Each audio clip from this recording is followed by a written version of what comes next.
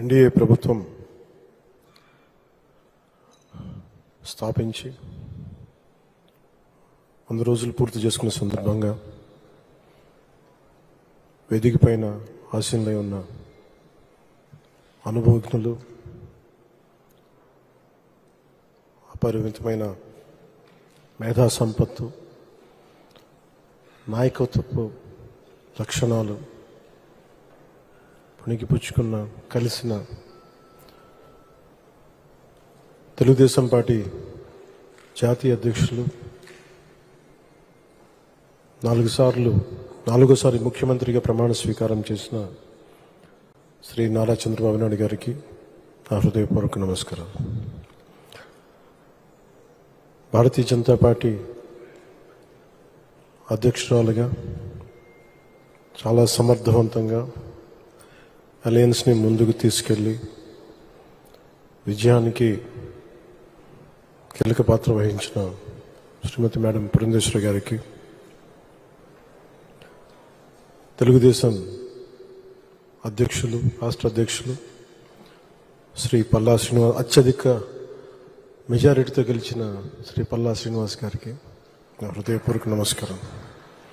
అందరూ చెప్పేవాళ్ళు స్టేట్లో ఎక్కువ మెజారిటీ నీకు వస్తుంటే నేను వినేవాడిని, కానీ నాకు అర్థమైంది అంటే అది గెలుపు ఆయన వల్ల సాధ్యం. అందుకే మనస్ఫూర్తిగా ఆయనకి నా కంగ్రాచులేషన్స్ చెప్తాను.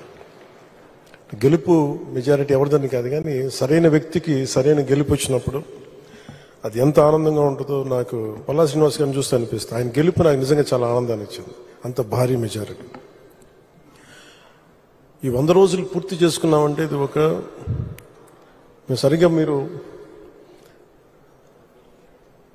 నన్ను చంద్రబాబు గారిని, గౌరవ ముఖ్యమంత్రి చంద్రబాబు గారిని ఆ రోజున ఆయన ప్రతిపక్ష నాయకులుగా ఉన్నప్పుడు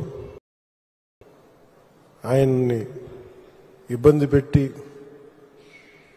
రాజమండ్రిలో పెట్టినప్పుడు, ఇక్కడ మన విజయవాడలో ఉన్నప్పుడు ఆయనకి మద్దతుగా నేను వస్తే ఆ రోజున నన్ను ఆపితే నేను ఆ రోజున ఒకటే మాట చెప్పాను అందరికీ, అప్పుడున్న అధికారులందరికీ, సరిగ్గా మీకు 6 నెలల్లో ప్రభుత్వం మారిపోతుంది, మీరు వెయిట్ చేయండి.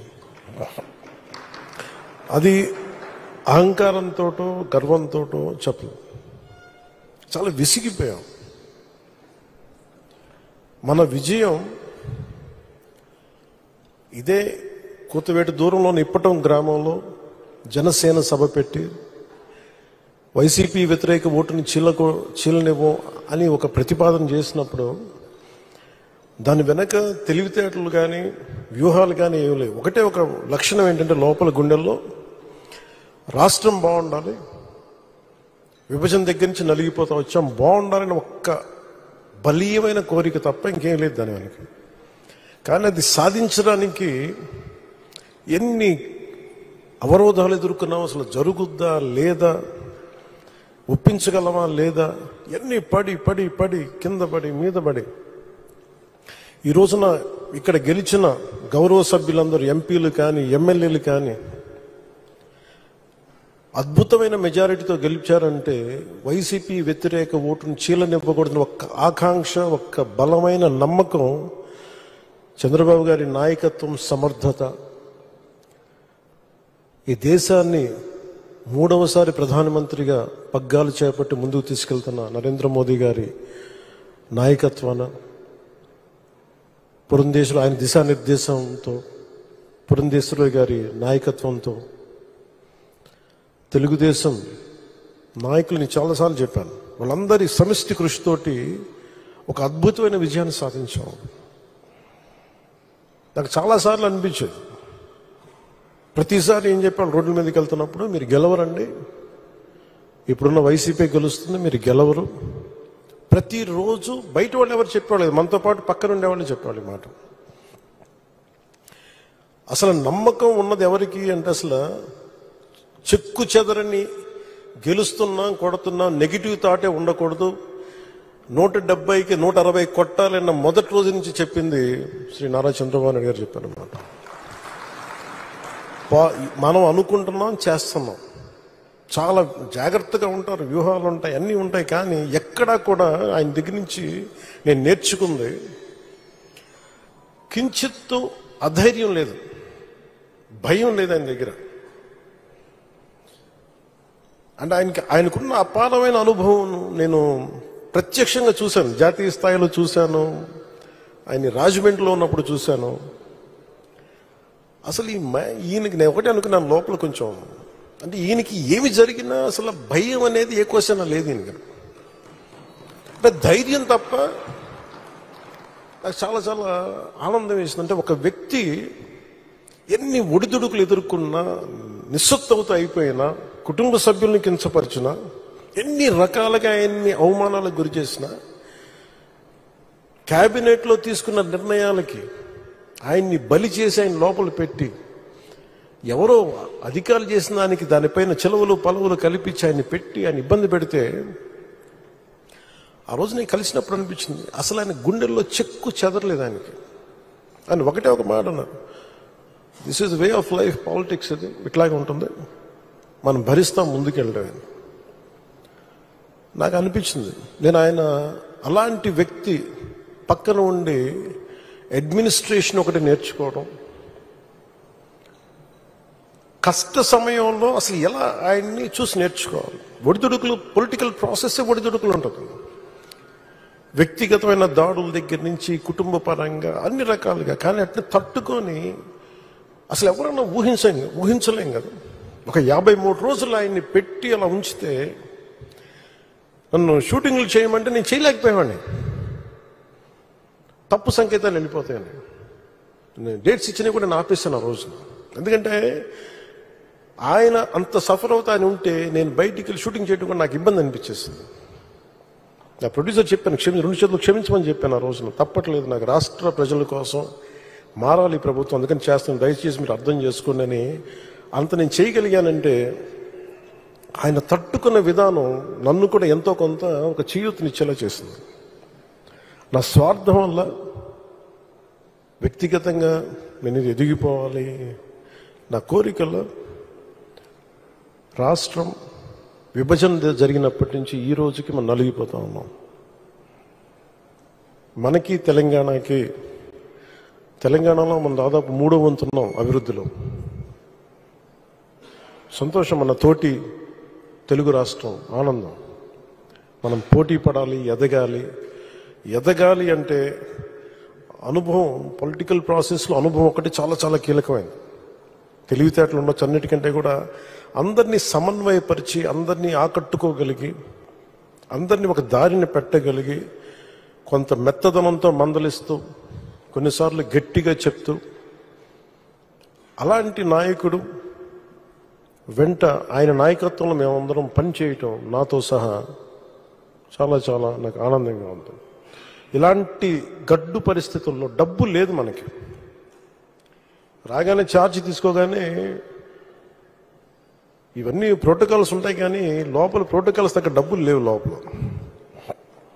అలాంటిది ఆయన రాగానే ఈ 100 రోజుల్లో ఏమి చేసామని కీలకమని చెప్తే, ఏమైతే చెప్పారో మెగా డిఎస్సిని మేము పెడతాం, భర్తీ చేస్తామంటే 16,437 ఉపాధ్యాయ పోస్టుల్ని భర్తీ చేయడం. చాలాసార్లు పెన్షన్ గురించి మేము మాట్లాడుకుంటా ఉంటే చాలాసార్లు దీంట్లో నేను పెన్షన్ బాగా ఎక్కువ చేద్దామని అనుకుంటే, ఎలా సార్ పాసిబిలిటీ అంటే, కష్టంగా ఉంటుంది కానీ మనం పెంచాలి. ఆయనకున్న ఆకాంక్ష కూడా ఏంటంటే, సంపద కొద్ది మంది దగ్గర ఉండిపోకూడదు, అవి తిరుగుబాట్లు వస్తాయి. ఈ రోజున ఆయన నాయకత్వంలో ఈరోజు పొద్దున్న క్యాబినెట్ మీటింగ్లో మాట్లాడుకున్నప్పుడు కూడా ఎంటర్ప్రెన్యూర్షిప్కి ఒక 100 కోట్లు మూలధనం ఒక కార్పొరేషన్లో పెడితే, మైక్రో మన చిన్నపాటి పరిశ్రమలకి, ఔత్సాహికులకి, పారిశ్రామికవేత్తలకి అండగా ఉండటానికి ఒక 100 కోట్లు మూలధనం పెడితే దాన్ని 5,000 కోట్ల వరకు తీసుకురావచ్చు. అలాగే 500 కోట్లు పెడితే దాన్ని 20,000 దాకా తీసుకెళ్లొచ్చన్న ఈ రోజు నా ప్రతిపాదన చాలా అద్భుతంగా ఉంది. ఇవన్నీ చెయ్యాలి అంటే ఈ రాష్ట్రాన్ని, ఉమ్మడి రాష్ట్రాన్ని దిశానిర్దేశాన్ని మార్చిన వ్యక్తి, మైక్రో మన ఈ విపరీతం బలమైన సంస్కరణలు తీసుకొచ్చిన వ్యక్తి, SEZs ద్వారా కానీ, అభివృద్ధి కానీ, అలాగే మన ఇజ్రాయలీకి సంబంధించి ఈ మైక్రో ఇరిగేషన్ ఇలాంటివన్నీ మొట్టమొదటి తీసుకొచ్చిన వ్యక్తి. చాలా సింపుల్గా ఉంటాయి. ఇంకుడు గుంతలు అంటే అది చూడటం చాలా మందికి ఆ టైంలో హాస్యాస్పదం, ఏంటి గుంతలు తవ్వుకోవడం ఏంటని. ఆయన దార్శనికులు, ఆయన హెడ్ చూడగలరు. దానికి చాలామంది మేధావులతో మాట్లాడాలి. అలాంటి మేధావులతో కూర్చొని వాళ్ళని అర్థం చేసుకొని తనతో పాటు సహచరులు ఒప్పించి ఈ రోజున ఒక ఇంకుడు గుంతలు అనేది మనకి మన ఇంటి నిర్మాణంలో ఒక భాగం అయిపోయింది. ఇలాంటి ఎన్ని తీసుకున్నా, చిన్నది పెద్దది ఎన్ని తీసుకున్నా అనునిత్యం నన్ను ఆశ్చర్యపరుస్తూనే ఉంటారు ఆయన. ఎప్పుడు చూసినా నాకు ఒకటి అనిపిస్తే ఈ నుంచి ఎంత నేర్చుకోగలం మనం, ఎంత ఆయనకి పక్కన ఉండి చేదోడు వాదోడుగా ఉండగలం. నాకు ఇదే తలంపు ఉంటుంది. అలాంటి పెన్షన్లు కూడా ఎలా పెంచగలం అంటే మనం పెంచుదాం, నాకు ఒక అవగాహన ఉందండి. అది అడ్మినిస్ట్రేషన్లో కాకలు తీరిపోయి మునిగి తేలిన వ్యక్తికి అర్థమవుతుంది.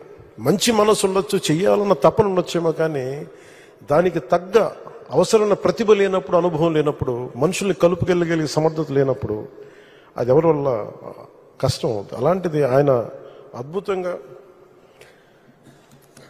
4,000 ఇవ్వడం ఒకటైతే, మొదటి నెల ఒక్కొక్కరికి 7,000 చొప్పున ఒకటే రోజున 65.18 లక్షల మందికి, అది కూడా ఇంటింటికి వెళ్ళి 4,400 కోట్ల రూపాయలని పంపిణీ చేపట్టడం, చేతికి డబ్బులు ఇవ్వడం, దేశంలోనే సంక్షేమంలో ఇది ఒక తిరుగులేని చరిత్ర.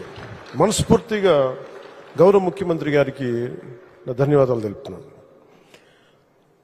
గత ప్రభుత్వంలో ఉద్యోగులకు జీతాలు వచ్చాయి, నెలకి జీతాలు వచ్చాయి కాదు, వాళ్ళు పీడిఎఫ్ వాళ్ళ ప్రావిడెంట్ ఫండ్ డబ్బులు కూడా తీసేవాళ్ళు. అలాంటిది వాళ్ళకి మొదటి నెలకి 1వ తారీఖుని ఉద్యోగాల జీతాలు అందుతున్నాయి.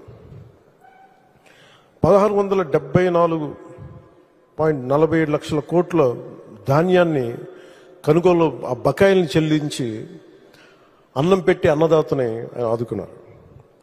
స్థానిక సంస్థలకి, పంచాయతీ సంస్థలకి అసలు డబ్బులు లేవు. అధికారులు యంత్రాంగాన్ని రివ్యూ మీటింగ్స్లో చేస్తున్నప్పుడు అడిగితే డబ్బులు రావాలి, ఏం చేయాలో తెలియట్లేదు అనే స్థాయి నుంచి ఆయనకి ఒకసారి నేను తెలియజేసుకున్నాను, ఇట్లా డబ్బులు కొంచెం ఒక రోజు సమయం ఇవ్వండి అని చెప్పి స్థానిక సంస్థలకి ఆయన 1452 కోట్లు ఇచ్చి నిర్జీవం అయిపోతున్న పంచాయతీలకి, నీరసపడిపోతున్న పంచాయతీలకి తిరిగి ప్రాణం పోశారు చంద్రబాబు గారు. 1452 కోట్ల రూపాయలు ఇచ్చి పేదల కోసం రాష్ట్ర వ్యాప్తంగా ఈ అన్నా క్యాంటీన్లు ప్రారంభించడం, నేను ఎప్పుడు అన్నా క్యాంటీన్లు తెలుసు కానీ చూసేవాడిని, కానీ ప్రత్యక్షంగా వెళ్ళే నాకు ఇది ఉండదు. సో ఈ రోడ్లో వస్తున్నప్పుడు పొద్దున్నే ఒక రోజున ఎయిర్పోర్ట్కి వెళ్తా ఉంటే అన్నా క్యాంటీన్లు ప్రారంభించిన 3వ రోజు 4వ రోజు చాలామంది లారీ డ్రైవర్స్, ఈ మన బేల్దారి పనిచేసే కార్మికులు, డ్రైవర్స్ అందరూ, ఆటో డ్రైవర్స్ అందరూ కూర్చోబెట్టి లైన్లో ఉన్నారు. ఏంటి ఇంతమంది లైన్లో ఉన్నారంటే ఆ పొద్దున్నే ఆ పలహారం తింటానికి నాకు అనిపించింది, గత ప్రభుత్వం ఎలా వదిలేసింది అని చెప్పి. అన్నా క్యాంటీన్ని ఆయన ఎన్టీ రామారావు గారి పేరు మీద అన్నా క్యాంటీన్ ఎలా మూసేయాలనిపించింది. 10 మందికి అన్నం పెట్టేది, అది 10 మంది ఆకలి తీర్చేది, ఎలా తీసేసా నాకు అర్థం కాదు. అలాంటిది అంతమంది లైన్లో ఉండి నిలబడి చూస్తూ ఉంటే నా కడుపు తరుక్కుపోయింది. నిజంగా తిరిగి అన్నా క్యాంటీన్ని ఆరంభించి కార్మికుల తాలూకా క్షుద్బాధని తీర్చిన చంద్రబాబు గారికి మనస్ఫూర్తిగా ధన్యవాదాలు తెలుపుకుంటాను.